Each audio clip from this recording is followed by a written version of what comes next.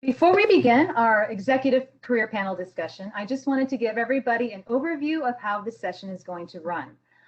We are beginning with all of our volunteer mentors and our students using the chat feature, and our executive career panelists are able to use their cameras and microphones. After our executive career panel, featuring some of CNBC's most dynamic and outstanding and accomplished leaders, we are going to transfer to a WebEx meeting where we will be able to go into collaborative breakout sessions. During those collaborative breakout sessions, all attendees, volunteers, and students will be able to use their cameras and microphones. So we encourage you at that time to turn on your microphone, turn on your camera, and have some great conversations with the CNBC mentors that we have joining us. For now, it gives me great pleasure to introduce our executive career panelists that we have today. They're going to be engaging in a fantastic conversation that will help you build your communication skills and your leadership skills and sharing their own stories and successes.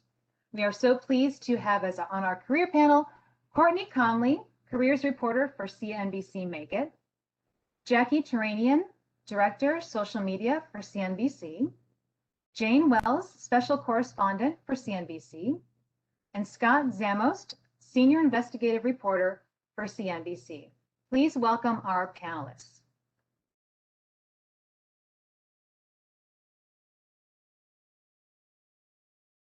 And with that, I am going to turn it over to Jane Wells, who is going to kick off our conversation. Jane, welcome to Junior Achievement's Women's Future Leadership Academy.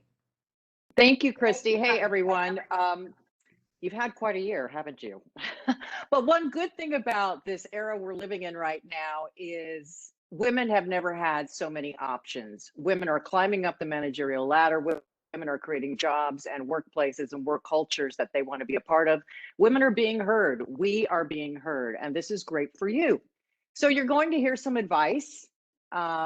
Some of it is going to be useful to you. Some of it you may not think works for you, but it is good advice. So my advice is to listen, maybe take a couple of short notes. Don't take too many notes because you need to listen, and then later reflect. And I challenge you to use some of these strategies, even if they get you outside your comfort zone, especially when we talk about things like how to negotiate for money, which we are going to talk about.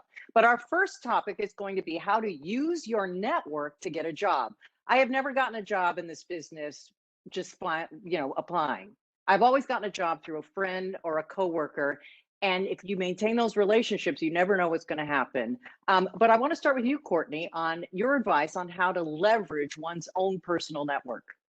Yes, Jane, I'm so happy that you brought that up because like you, I also, after my first job, every position that I've held has come from someone who has recommended me for the role, someone who I previously worked with, who I stayed in touch with, and who I networked with. And so when you speak about networking, I mean, it literally makes a difference between your resume being one of 50 random other resumes sitting on a desk, or your resume being the one that potentially can go to the top because someone you know has recommended you for the role. And so for me, a lot of my networking comes from just keeping in touch with people who I used to intern with, people who I worked with at my first job, to people who I work with at my current job. And I think a lot of times when you're first starting out in your career, oftentimes, you're trying to network and be seen by the senior manager and the senior leaders, which that's good. Definitely you want to be noticed by them, but also keep in touch with your peers who are around you. Network at your level. Network with your peers who are interning with you and those who are at the entry level position with you, because who knows where they're going to be in 5-10 years down the road, and who knows if they're going to be in a position where they can recommend you for a role, where they can maybe even hire you for a role. So networking, I can't even emphasize enough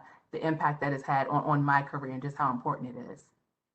Yeah, Courtney, I agree. Yeah, and when you mention your peers, I think that's so important because I remember even getting internships in college.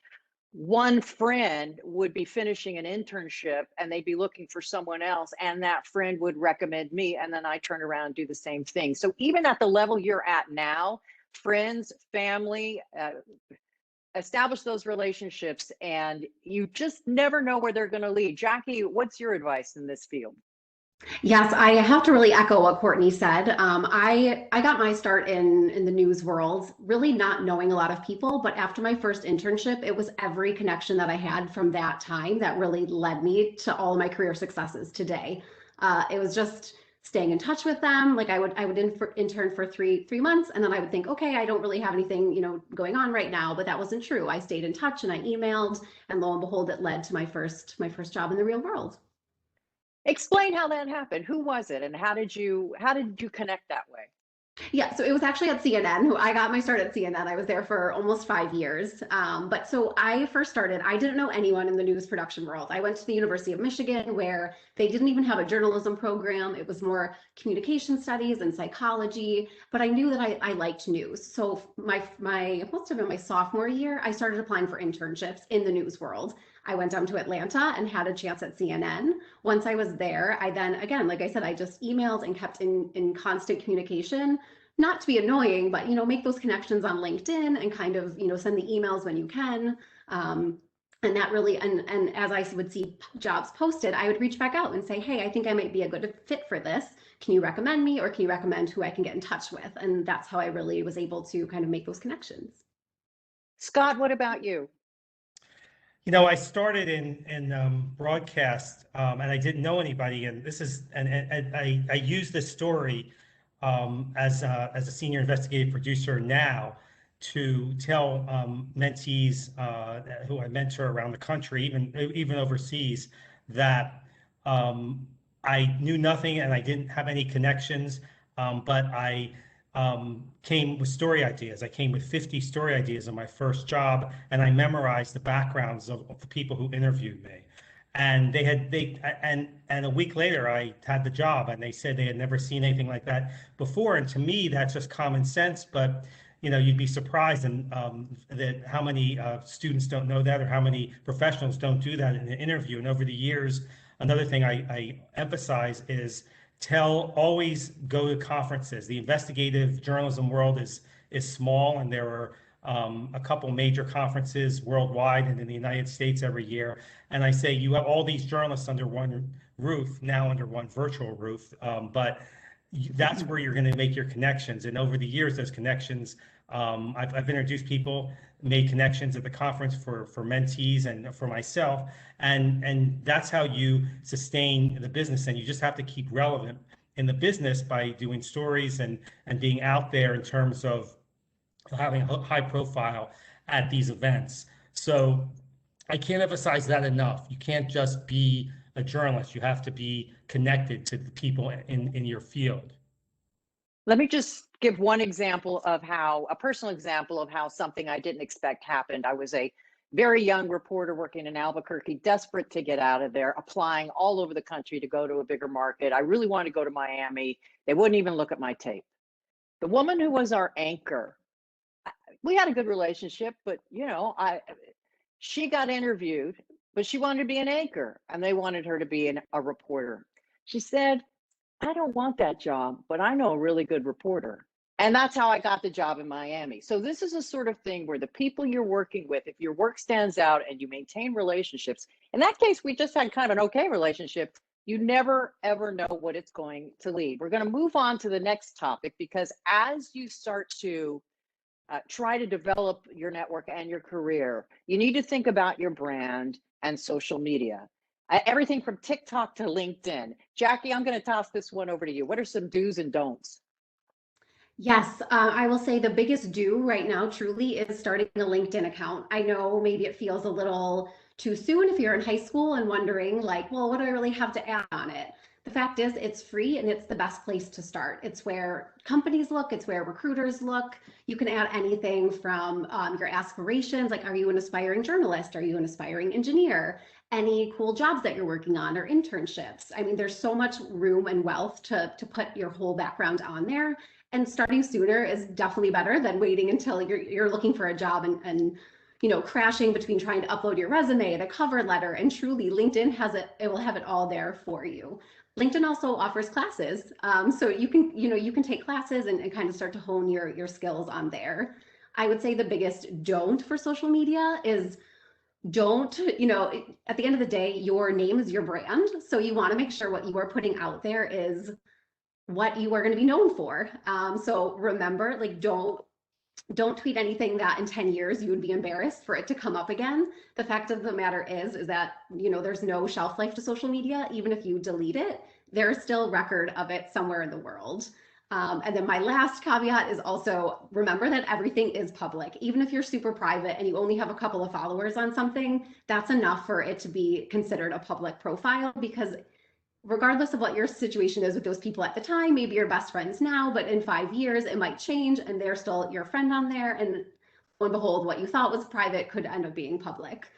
So just be very careful with what you're posting and be smart. But remember, like, social is a great place to build your brand and tout about cool projects you're working on and other things in that regards.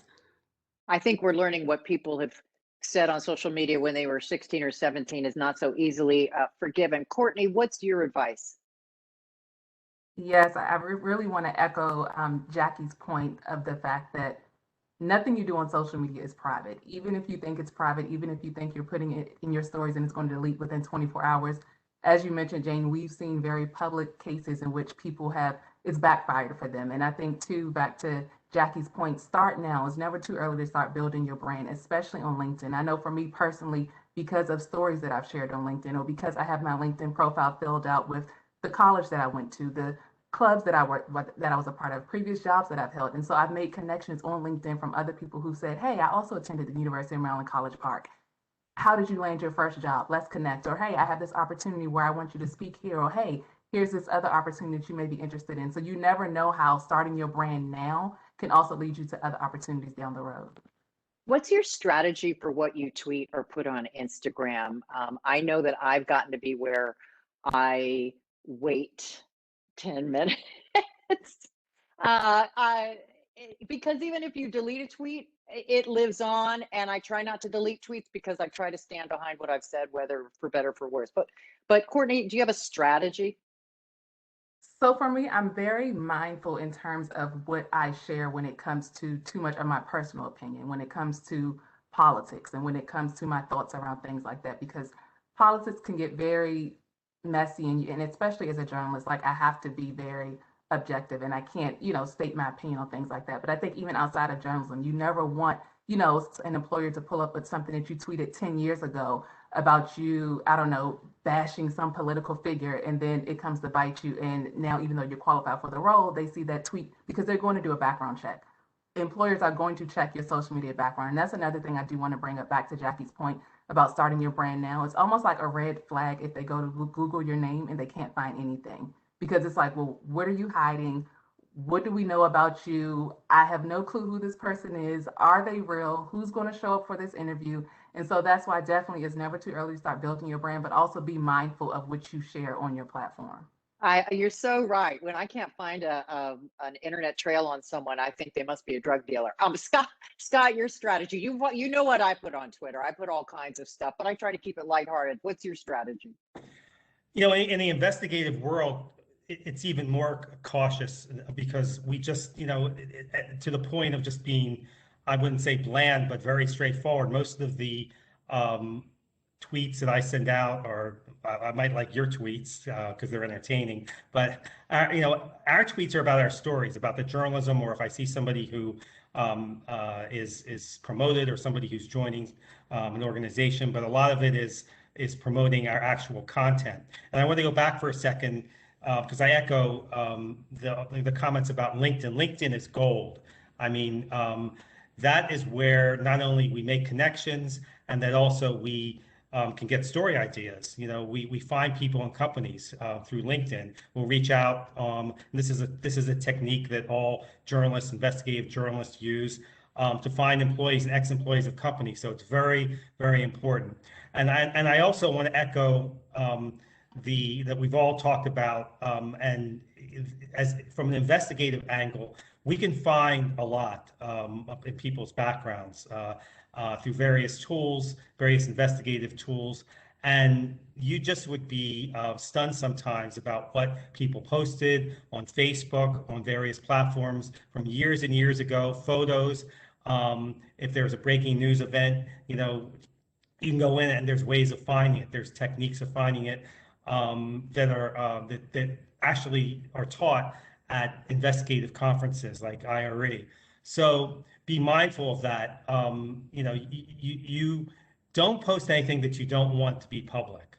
I assume that, when I speak at a conference, it's public. Whatever I say is public.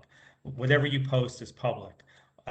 Even if you're posting so-called private messages on Facebook, just assume that it's public. Right. I think that's absolutely right. Also, if you're going to go into journalism, I have gotten more story leads off of Twitter and LinkedIn than it just comes to you. It's amazing when people start following you, then they start bringing you great stories. We want to talk now about interview skills. What's an important skill to have when you go into an interview? Courtney? Yeah, so I think when speaking about interviewing skills, obviously we all know that you have to prepare. And I think that's the advice that you always get. You have to prepare, know what job you're going into, know the job description, know what company you're interviewing for. But I think too often we don't talk about over preparing. And I think a lot of times, sometimes you can over prepare to where your answer is very rehearsed. You go into the interview and it's almost like they're speaking to a robot. And honestly, hiring managers want to know who you really are. They obviously, you're already qualified. They see something in you that they like. So go in with that confidence, knowing that like, I'm going into this role, I'm already prepared. Let me go in and know that like, I know my stuff. Let me be super relaxed, because they don't want to speak to a robot. So that's my first point. My second point is also, in addition to that, always ask questions during the interview. Interview should be a two-way streak. And I know for me, my best interviews have always happened when it's a conversation going back and forth. There should never be a time where the interviewer is the only one asking the questions. And so when they ask you in the end, do you have questions? Absolutely you do. Whether that's you asking, what is the company culture like there? Or, what is something that will make me a standout candidate once I get into this role? Let them know that you're engaged and that you're eager for the position. So definitely make it a two-way streak when you're having a conversation. Jackie, we're going to get to you in a minute, but Scott, do you have any advice here for a great interviewing skill? I'm going to give 2 points, and over the years, this is one of the number one questions and one that my mentees have asked, and I've spent many sessions coaching them on interviews.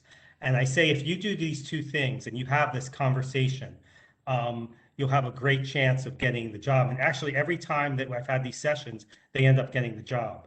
Number one, and this would be for a journalistic related interview, but it would be for any interview, in that I always say, do your research. That sounds simple, but I mean, really do your research. I say, whoever you're interviewing, I said, go back to their college, find out everything, memorize their background. I mean, really memorize it. Have this in your head. And during the interview, there's points during the interview and say, oh, you did this when you did this, when you worked at this. And people, you can see a visceral reaction during that conversation, because they're not used to that. Nobody really does that, or very few people do that. Number two, story ideas.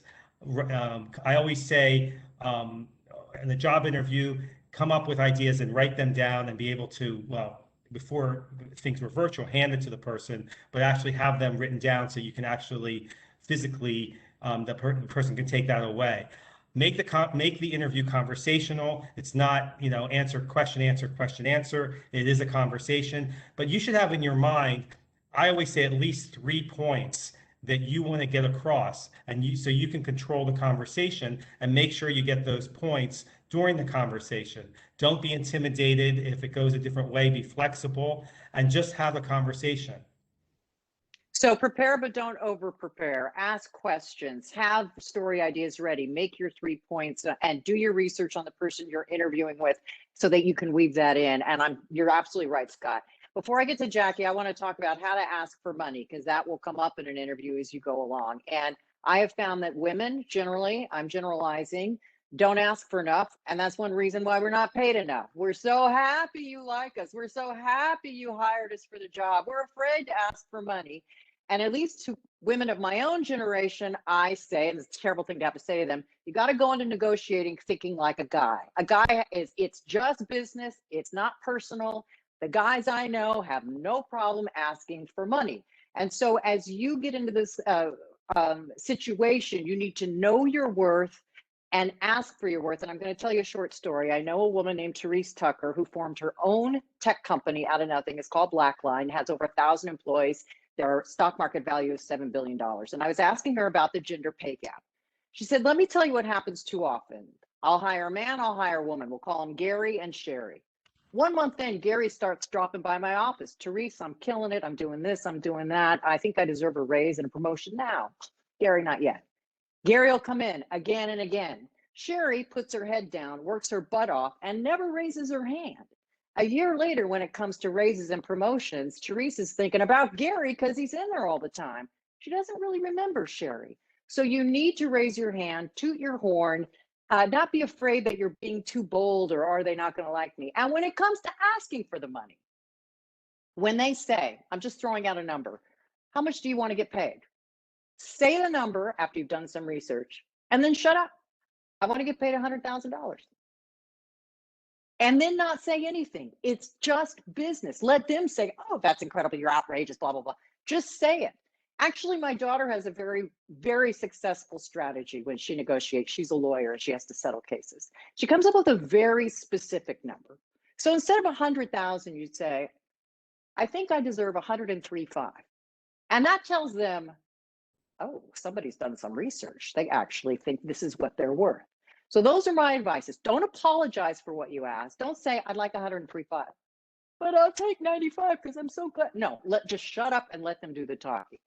Okay, now that I've had my piece, Jackie, you just got a promotion. Walk us through that and how to make that work. Yes, so I have been the director of CNBC Social for about 3 weeks now, brand new to the job. Congratulations. Thank you. I've been at CNBC though for about almost 3 years. And I will say this applies for anyone when you're starting to think about your next move. And very similar, Jane, to what you were just saying about the promotion side of it. I'm sorry, the negotiation side. Raise your hand. If you see something cool that you want to do, speak up and be willing to put some work in around it. That's how I definitely kind of found my way into this and standing out within the social world. Jane, I'll give you one quick story about standing out in promotions. Very early on in my career, I was exactly like your example there, Sherry. I put my head down, I was doing the work, and I thought for sure I was a shoe-in for a promotion. I was like, I'm doing all the work, this is great. Time comes, my boss makes the announcement, and it wasn't me. I was devastated. I went into her office and I said, I've been doing the work, what gives? And she said, well, you never came and asked me for it. Like the job went up and you never thought to come into here and say like, hey, I want this job. Here's all the reasons why I deserve it. I've been doing the work, but you need to also ask for it. So I would just say again and again, like, don't be afraid to speak up and don't be afraid to really let them know when you're interested in something. And that was a hard lesson early in my career, but I think it really stuck with me for a long time. And now I do that. I do that to this day. That's, the director job opened and I said, hey, I think I'm qualified, and went through the process.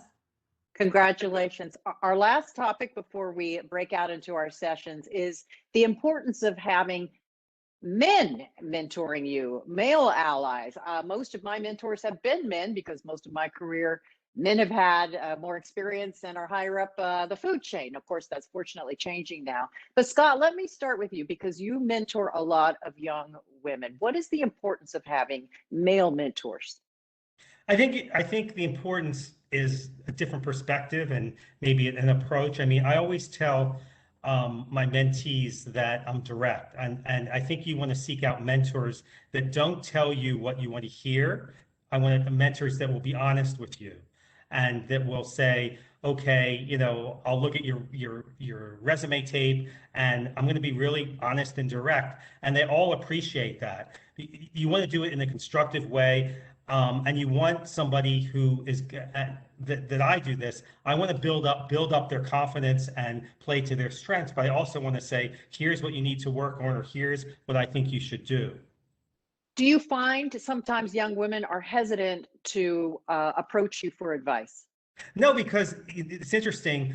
I don't know if journalism schools are, if women to men, but a lot of the intern applicants, we seem to get more women from journalism schools for some reason. I would say, I've had men and women both, and I don't really see a difference in terms of the mentoring they're asking for. They're usually asking for career advice. They want me to look at their work and critique their work, and then just, how to interview, really tips on interviewing and building confidence. Those are the kind of things. But for a journalist, they also want to know how to get a story and then how to do the story. And that's a whole process. So a lot of it is walking step by step. Courtney, what's your advice here in developing male mentors? Yeah, so I think I just want to add on to Scott's point, because in addition to male mentors and male allies in the workplace giving you a different perspective, but they can also give you that confidence that you need, especially if you're having a conversation about negotiation and you're trying to figure out like how you should approach this salary negotiation, this promotion that you're eyeing. And oftentimes I've definitely called up male friends and colleagues who've given me insight about how they got their promotion or how they got their raise. And when I realize that I'm just as qualified, if not more qualified than they are for certain roles, it gives me that confidence to go in and knowing that, like, okay, well, if X, Y, and Z did it, then so can I. And this is what they did. And this is the confidence that they had when they went into the room. And so I think in addition to giving you a different perspective, it can also give you that confidence and extra push to know that, yes, I am qualified for this. And this is why I need to speak up about what I'm worth in the workplace. Jackie, you get the last word.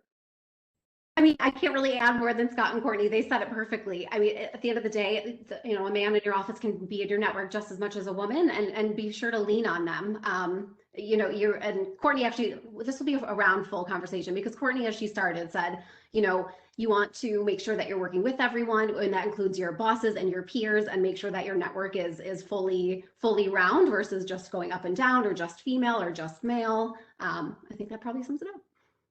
Well, thanks to all of you. Now we're going to join a bunch of fantastic CNBC mentors who want to get to know all of our great students. So Christy, I'm going to turn it back over to you. Excellent. Thank you so much. What a fantastic and inspiring discussion from our panelists, Courtney Conley, Jackie Turanian, Jane Wells, and Scott Zamos from CNBC. Great thoughts about interview skills, knowing your worth, building your brand, strategies for social media. We really do appreciate this fantastic conversation. And we saw some great information there in the chat room as well. So what we're going to do next, I'm going to share my screen again with, again, sincere thanks for our panelists. We are going to go into breakout sessions right now, collaborative breakout sessions, facilitated by our CNBC volunteer mentors, as well as a few college students that we have joining us as well. So in our breakout sessions, and in a moment I'm going to share directions on how we're going to go there. But in our breakout sessions, we're going to ask our volunteers, our CNBC volunteer mentors, to kind of share your own pieces of advice on the topics that were discussed in the panel discussion. If you have your own advice from your own experiences that relate to business communication skills and some of the things that we talked about. And then after that, after our panelists share, after our mentors share their own advice, you're going to be in a breakout room with a small group of other mentors and students. We want you to have a conversation around one or more of these workplace scenarios. We'll probably just get to one, and that's okay. But there's two workplace scenarios here, and I'll explain them again when we move over to the breakout sessions. But have a conversation around one of these workplace scenarios, and think about what you would do if you were in either of these situations. And we're going to ask our volunteer mentors to kind of guide that conversation and share your own experiences and advice. And we want students ask questions. There were some great questions in the chat room. We want you to continue that conversation by asking those great questions with your mentors.